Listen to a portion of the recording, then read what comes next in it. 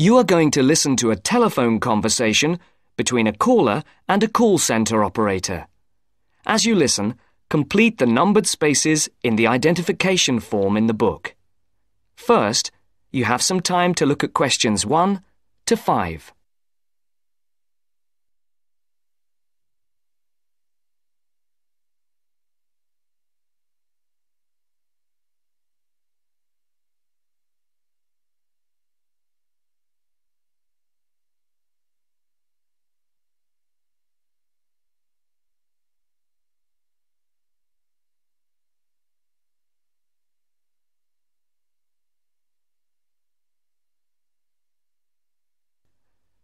You should answer the questions as you listen, because you will not hear the recording a second time. Listen carefully and answer questions 1 to 5. Platinum Card Service, Rebecca speaking. How may I help you? I've got a few problems with my credit card account. Okay. What is your credit card number? Let's see. It's here somewhere. Here it is. Can I just take the card number, please? Yes, it's 6992 6992 3443 3443 1147 1147 8921. 8921. Right. Can I just check that? 6992 3443 1147 8921. That's it. And your name? Carlos de Silva. I just need to check a few details for identification and security, if you'll bear with me. That's okay. And what's your postcode? SE1 8PB. SE1 8PB. That's it. Vauxhall Close, London? Yes, that's right. And the house number? 43. And can you give me your date of birth? 13th of the 7th, 63. And one further check, if I may. Can you give me your mother's maiden name? Yes, it's Moore. Is that Moore? Yes, that's it. Before the caller and operator continue their telephone conversation, look at questions 6 to 10.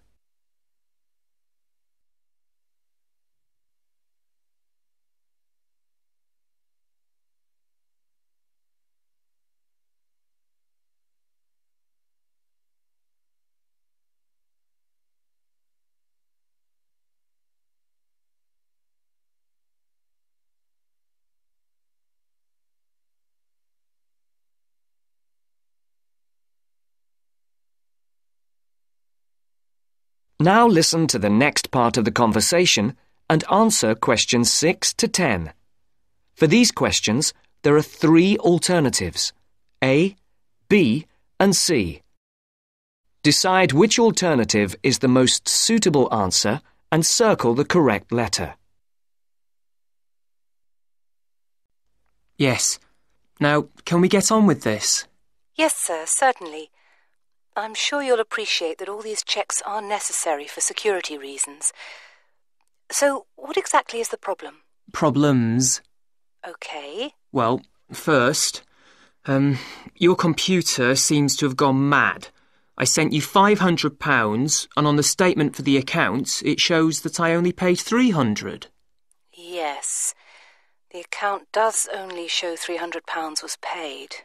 Well, I paid the £500 in at the bank and I have my receipt, and my bank statement shows that £500 has been taken from my account. Oh, I see. What I'll do is check with the bank and see what they say. OK.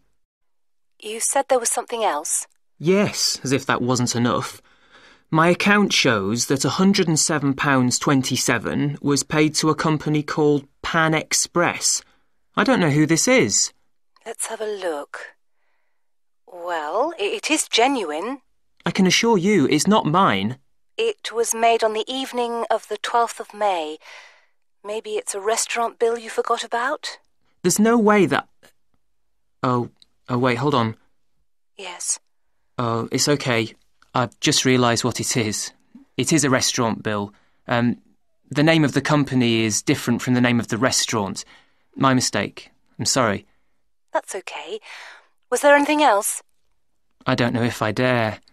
What is it anyway? Well, it's, the amount of interest seems to have gone up. If you look at your statement for April, you'll see that the rate went down from 16.27% to 14.99% that month. Oh, yes, you're right. Was that everything? Yes, basically it is. Okay. And can you check my payment? Oh yes, I'll do it. Can I phone you back? I'll be at home for the next 2 hours. I have to leave at 11. Right. What's your number? 020 7989 7182. Hold on. 020 7979? No, it's 7989 and then 7182. So it's 020 7989 7182. Yes, that's it.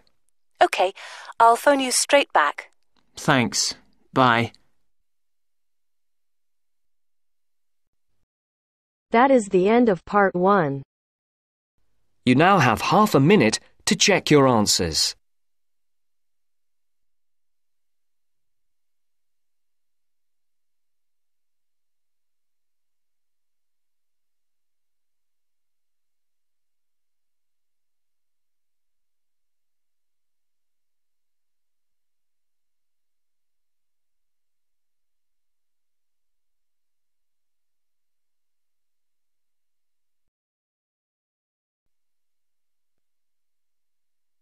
Now turns to part 2.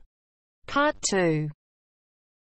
You will hear some information about a medical museum in London called the Hunterian Museum, which is part of the Royal College of Surgeons. First, you have some time to look at questions 11 to 15.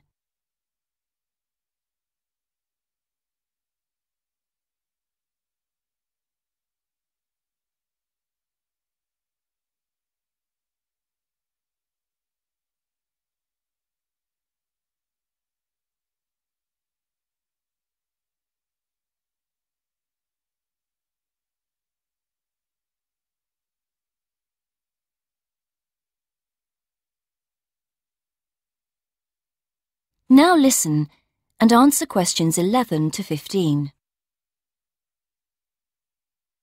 Good evening.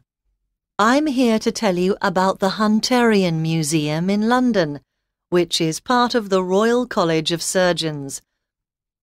Although a medical museum, it is open to the general public. The museum specialises in the history of the study of anatomy, and especially the work of John Hunter in the 18th century. If you would like a free guided tour of the museum, then come along at 1 o'clock any Wednesday.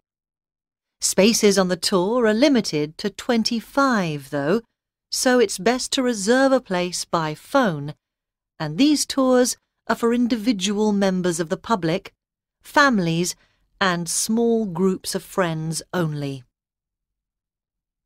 Tours for groups of school students can also be arranged, and these are also free of charge. Teachers are encouraged to make a donation of around £3 per student if they can afford it, but this isn't obligatory. What teachers must do, however, is phone to agree a time in advance, as only one school party is allowed in at a time. Then there's an online booking form which you can use to confirm the booking. Or just send a letter if you prefer. For older students and adult groups, we provide more specialised tours, and these cost £100 for a short tour of 30 minutes, or if you want a slightly longer one, it's £130 for 45 minutes. There is a student discount, however, so college groups would pay £75 for the shorter tour, for example. In terms of facilities available at the museum, teachers and others should bear in mind that space is very limited. As we're in the centre of London, with many cafes and restaurants nearby, refreshments aren't sold on site, though there is a small shop selling souvenirs. Most of the things on show in the museum are preserved animal specimens in glass cases, so there are no interactive displays aimed at small children. And our tours are only in English, although there is printed material available in other major languages on request.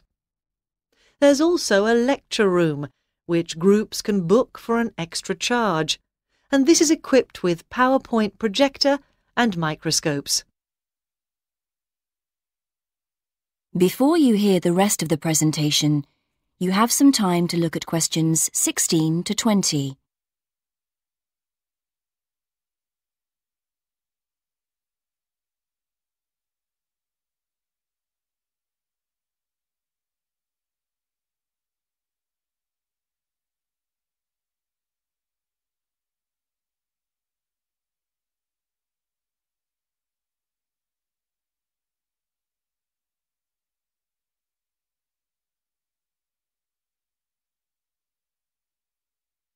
Now listen and answer questions 16 to 20.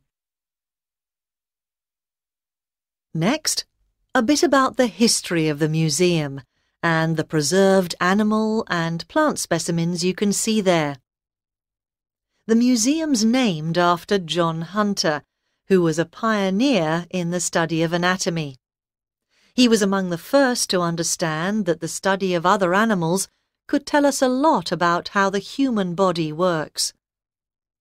John Hunter was born in 1728 and came to London to work as an assistant in an anatomy school in 1748. Here John did his training in the study of human anatomy.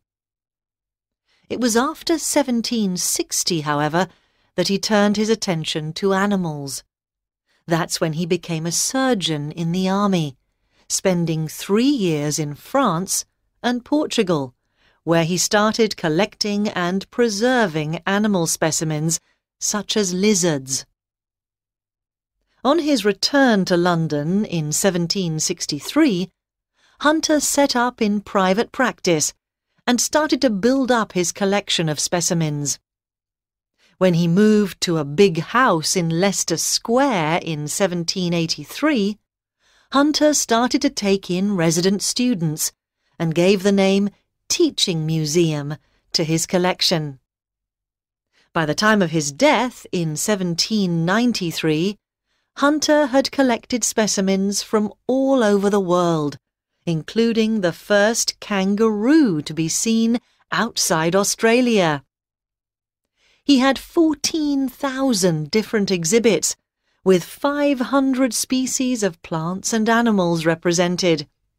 And many of these specimens can still be seen in the museum today, because in 1799 the collection was purchased by the government, who presented it to the Royal College of Surgeons. And they've been looking after it ever since, which is why the Hunterian Museum is located in their building in London to this day. That is the end of part 2. You now have half a minute to check your answers.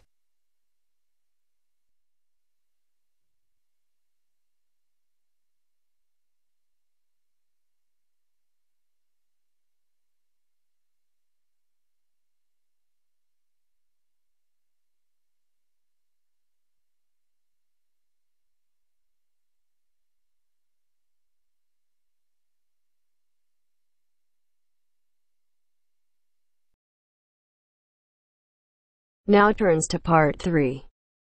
Part 3. You will hear 2 students, Jenna and Marco, discussing a business studies project they have to do. You now have 15 seconds to read questions 21 to 24.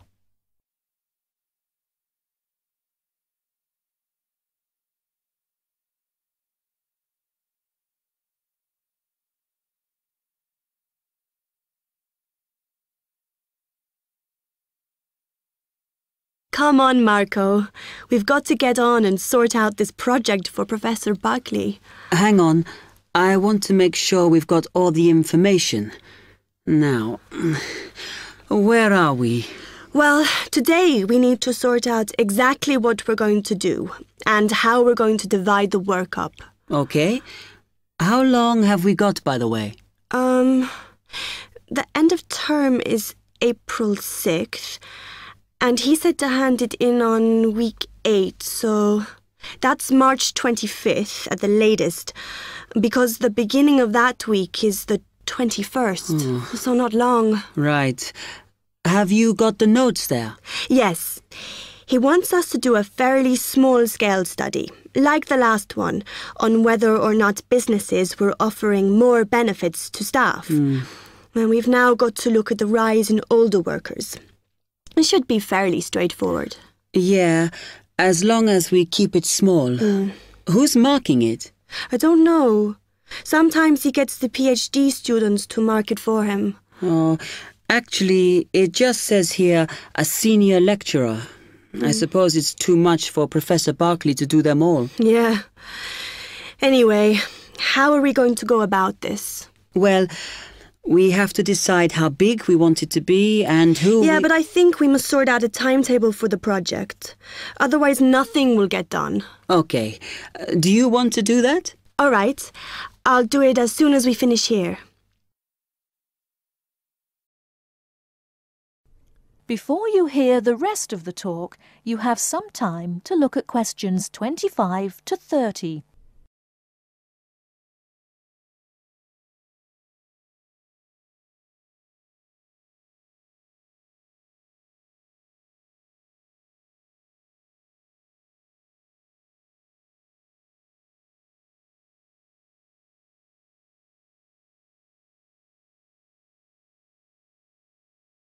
Now listen and answer questions 25 to 30.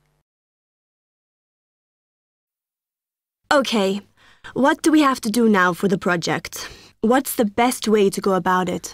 Well, Professor Carter suggested we set up a focus group to get some in-depth interviews, but I think that'll take a lot of time. Yeah, I agree. If we did a focus group, we'd have to spend time deciding who to include in it, and it's not necessary to do one anyway. Oh, fine. And if you agree, I think we should get in touch with the businesses on the list Professor Carter gave us and ask them if they're prepared to participate. Sounds good. Then we can go there, give them questionnaires and collect them later. Exactly. Okay. Then, do we need to book one of those study rooms in the library so we can work together to input the data? Perhaps not, as I guess just one of us could just sort it out actually. Yes, that would be easier. A lot of what we're doing is qualitative, so it'll be writing up rather than statistics. No software for that, I'm afraid. And I think it would look better if we had actual shots of some of the staff, because we're citing appearance as a factor in employability, aren't we? Yeah, okay. I'll factor that all in when I sort everything out tonight. I'm glad we decided to work together. I think it's going to work out well. Yes, well, given that we had to work in pairs on this project, I think we were right to choose each other. We complement each other academically, as we're each good at what the other isn't. In fact, we should have tried working together before. Yes. Now, how shall we split the work? I'll do the analysis, shall I? Oh, okay. It's just that it might be faster, because I'm used to doing it. Although your English is better than mine. I need more practice at reading, really. Okay, I'll do the presentation then, if that's okay with you. Yeah, sure. I don't mind speaking in public, but I hate preparing all the notes for them. The thing is, the tutor said one person should do the whole presentation, and he said he expects me to do it because I haven't done one yet. No, that's fine. Now, let's see.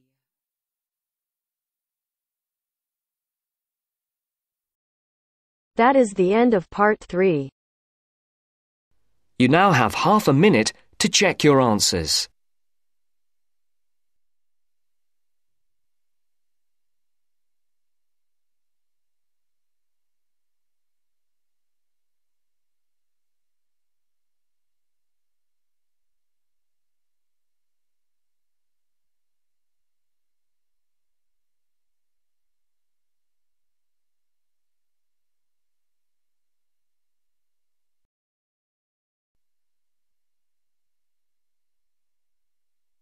Now turns to Part 4. Part 4. You will hear a woman giving a talk at a popular science convention. She is describing research into artificial gills designed to enable humans to breathe underwater. Now you have some time to look at questions 31 to 40.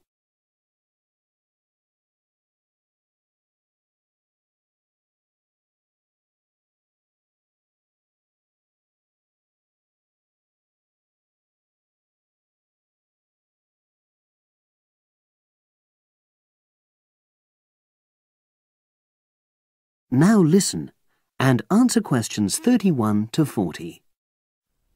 In my talk today, I'll be exploring the idea of artificial gills. I'll start by introducing the concept, giving some background and so forth, and then I'll go on to explain the technological applications, including a short, very simple experiment I conducted. Starting with the background. As everyone knows, all living creatures need oxygen to live. Mammals take in oxygen from the atmosphere by using their lungs, and fishes take oxygen from water by means of their gills, which of course in most fishes are located either side of their head. But human beings have always dreamt of being able to swim underwater like the fishes, breathing without the help of oxygen tanks. I don't know whether any of you have done any scuba diving, but it's a real pain having to use all that equipment. You need special training, and it's generally agreed that tanks are too heavy and big to enable most people to move and work comfortably underwater. So scientists are trying a different tack. Rather than humans carrying an oxygen supply as they go underwater, wouldn't it be possible to extract oxygen in situ? That is, directly from the water while swimming. In the 1960s, the famous underwater explorer Jacques Cousteau, for example, predicted that one day surgery could be used to equip humans with gills. He believed our lungs could be bypassed and we would learn to live underwater just as naturally as we live on land. But of course, most of us would prefer not to go to such extremes. I've been looking at some fairly simple technologies developed to extract oxygen from water, ways to produce a simple, practical artificial gill, enabling humans to live and breathe in water without harm.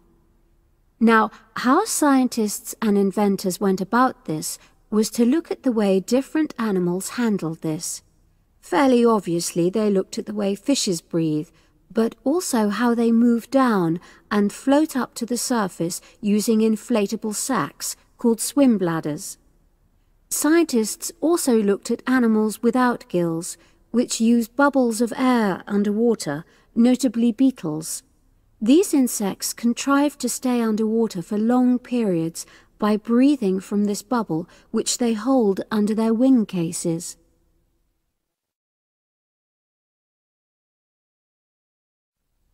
By looking at these animal adaptations, inventors began to come up with their own artificial gills. Now, making a crude gill is actually rather easy, more straightforward. You take a watertight box, which is made of a material which is permeable to gas, that is, it allows it to pass through inwards and outwards. You then fill this with air, fix it to the diver's face, and go down underwater. But a crucial factor is that the diver has to keep the water moving so that water high in oxygen is always in contact with the gill, so he can't really stay still. And to maximize this contact, it's necessary for your gill to have a big surface area. Different gill designers have addressed this problem in different ways, but many choose to use a network or lattice arrangement of tiny tubes as part of their artificial gills. Then the diver is able to breathe in and out. Oxygen from the water passes through the outer walls of the gill, and carbon dioxide is expelled. In a nutshell, that's how the artificial gill works. So, Having read about these simple gill mechanisms, I decided to create my own. I followed the procedure I've just described, and it worked pretty well when I tried it out in the swimming pool. I lasted underwater for nearly 40 minutes. However, I've read about other people breathing through their gill for several hours. So the basic idea works well, but the real limitation is that these simple gills don't work as the diver descends to any great depth because the pressure builds and a whole different set of problems are caused by that. Research is being done into how these problems might be overcome, but that's another story, which has to be a subject of another talk. Despite this serious limitation, many people have high hopes for the artificial gill, and they think it might have applications beyond simply enabling an individual to stay underwater for a length of time. For example, the same technology might be used to provide oxygen for submarines, enabling them to stay submerged for months on end without resorting to potentially dangerous technologies such as nuclear power. Another idea is to use oxygen derived from the water as energy for fuel cells. These could power machinery underwater, such as robotic devices. So, in my view, this is an area of technology with great potential. Now, if anyone has any questions, I'd be happy to answer. Yes, lady at the...